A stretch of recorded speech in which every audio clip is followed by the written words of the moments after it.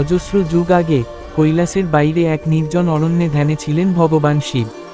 হঠাৎ একদিন দূর পাহাড়ের ধার ঘেঁষে এক আশ্চর্য সুন্দরী নারী জল তুলতে এলো। তার নাম ছিল চিত্রাঙ্গী, চন্দ্রের কিরণ থেকে জন্ম নেওয়া এক অপার্থিব রমণী।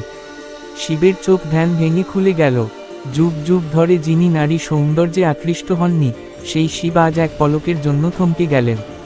চিত্রাঙ্গীও দেখলেন তার সামনে স্বয়ং মহাদেব দাঁড়িয়ে। তিনি কেঁপে উঠলেন, কিন্তু চোখ সরাতে পারলেন না।